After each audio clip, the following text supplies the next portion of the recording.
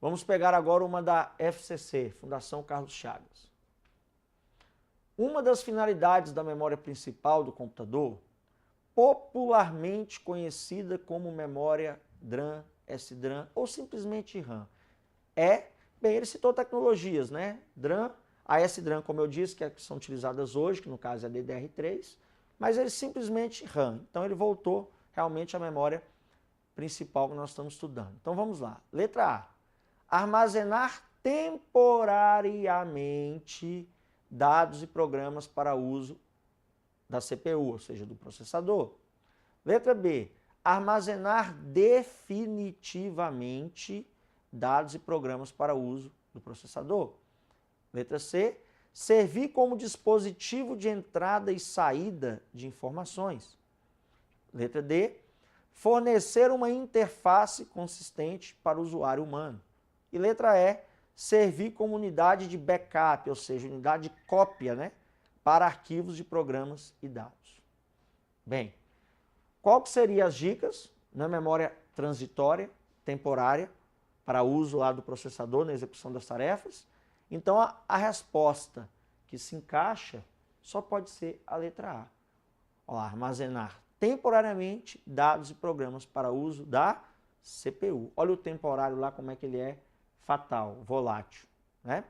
Letra B, definitivamente você já corta, que a memória RAM não armazena dados definitivamente. Letra C, dispositivo de entrada e saída. Dispositivo, entrada e saída é mais classificado para os periféricos que nós iremos estudar. Memórias principais, RAM, ROM e processador, não entra nessa classificação de entrada e saída, ok? Letra D, fornecer interface consistente para o usuário humano. Não, isso aí, quem fornece isso seria o sistema operacional, o Windows. Nós ainda iremos estudar. Letra E, unidade de backup. Bem, se unidade de backup é cópia, a memória RAM não vai servir como unidade para você fazer uma cópia de nada, porque os dados nela são apenas transitórios. Então, a letra E eliminamos, ficamos realmente com a letra A. Bem, o próximo componente do computador que nós iremos estudar é o processador, conhecido como o quê? Como unidade central de processamento. Eu posso dizer que o processador, voltando aqui ao slide, é conhecido como o principal dispositivo do computador. Então isso você consegue ter com ele alguns adjetivos, por exemplo, cérebro do computador, motor do computador. Então, quando você tem um adjetivo desse, chamado de cérebro, motor, você já imagina o tanto que o processador é importante em um computador. Ou seja, não tem como um computador funcionar sem um processador. Nós não estudamos já as memórias? As memórias todas, para funcionarem depende de quem? Do processador. Então, o processador que é o responsável em simplesmente fazer uma coisa que nós já estudamos anteriormente, transformar dados que você, usuário, entra em informações. Então, a transformação desses dados em informações é dada via processamento, ou seja, o processador é o responsável em lidar com isso. Então, ele se torna praticamente o componente principal que você tem em um computador. Vamos ver lá? Compõe de 3 componentes principais. Quais seriam esses 3 componentes principais? Vamos a eles. O primeiro componente que um processador tem é o que nós conhecemos como AUC, conhecido como unidade de controle. Olha lá, a unidade de controle, ela controla o funcionamento da unidade lógica aritmética e da memória. Além disso, ela distribui e organiza tarefas, transfere informações da entrada para a memória e da memória para a saída. O que ele quer dizer com isso? Que a unidade de controle, vamos comparar ela a um guarda de trânsito. Você tem uma avenida e vamos supor que o sinal dessa avenida venha dar defeito. Então, um guarda de trânsito pode chegar lá e mandar parar o fluxo de carro aqui e mandar vir os de carro. Então, ou seja, o guarda não está organizando a passagem, o que entra de carro, o que sai da avenida, é a mesma coisa da unidade de controle. Ela que vai ser responsável em controlar esse fluxo de dados que entra no processador e as informações que vão sair para a memória. Por isso que chama-se unidade de controle. E ela também consegue controlar o próximo componente do processador, que seria a unidade lógica aritmética. Então, o que vai para a unidade lógica aritmética, o que sai dela, a unidade de controle é responsável em fazer essas operações. Aí você tem como segundo componente a ULA ou a UAL, tanto faz, conhecida como unidade lógica e aritmética, ou aritmética e lógica. A unidade lógica aritmética, ULA, é responsável pelas operações elementares, soma, subtração, multiplicação e divisão, e pelas decisões lógicas, isto é, comparações entre informações. Por exemplo, decidir se 5 é menor ou igual a 3, ou se 5 é maior do que 3. Então, o que seria a ULA? Posso dizer que a ULA seria o cérebro do processador. Quando o dado é recebido pelo processador, ele vai tomar uma decisão ou efetuar um cálculo. Essa decisão ou esse cálculo é efetuado pela ULA. Ou seja, a unidade de controle recebe, envia para a ULA, ela toma a decisão, retorna e a unidade de controle despacha para as memórias. Então, é fácil você fazer essa comparação. A unidade de controle controla e a ULA decide, faz as comparações, faz os cálculos aritméticos que tem no processador. Na realidade, é uma grande diferença que você tem de um processador, de um computador para uma calculadora, né? Porque numa calculadora você tem apenas o quê? A UA, a unidade aritmética.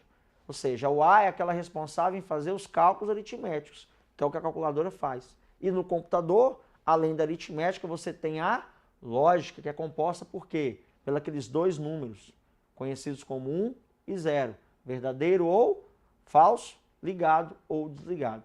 Então a lógica que compõe um processador, um computador, é a ULA que vai fazer a decisão. Esse é o segundo componente. Quando chegarmos ao terceiro, registrador, nós temos o quê? É um tipo de memória de pequena capacidade, porém muito rápida, contida no processador. Utilizada no armazenamento temporário durante o processamento. Os registradores estão no topo da hierarquia de memória, sendo assim, são o meio mais rápido e caro de se armazenar um dado.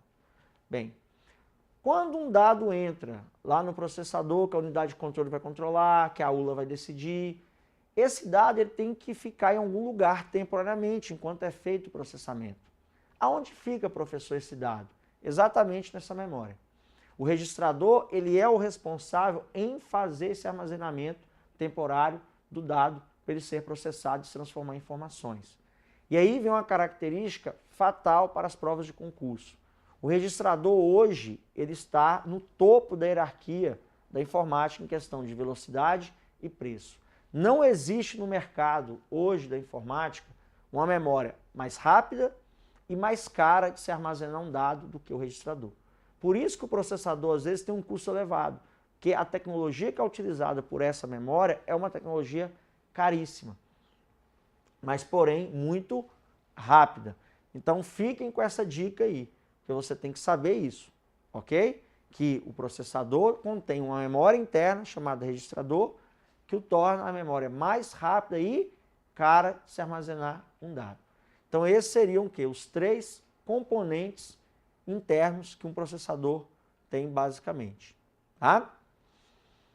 Temos também o quesito velocidade.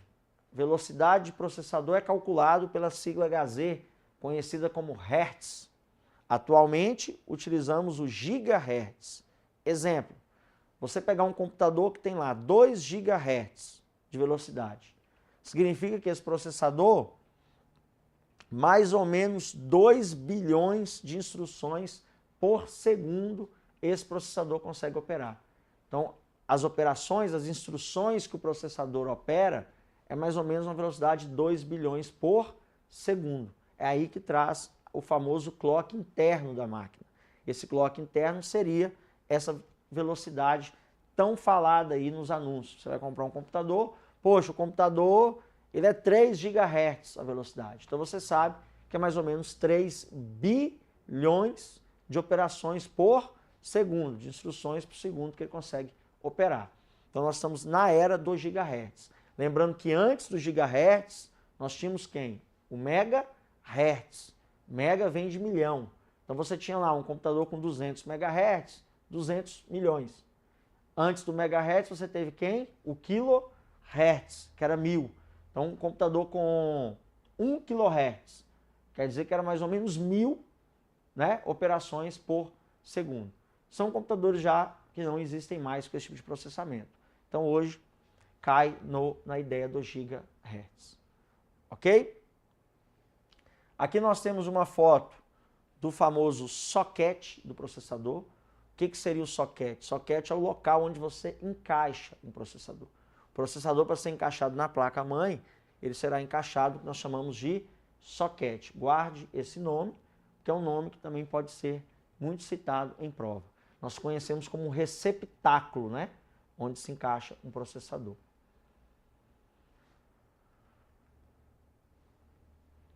Outra ideia que pode ser abordada em concurso sobre processador é a famosa característica RISC ou CISC, que nós chamávamos também de arquiteturas.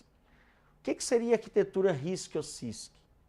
RISC vem de computador com um conjunto reduzido de instruções, ou seja, é uma linha de arquitetura de computadores que favorece um conjunto simples e pequeno de instruções que levam aproximadamente a mesma quantidade de tempo para serem executados.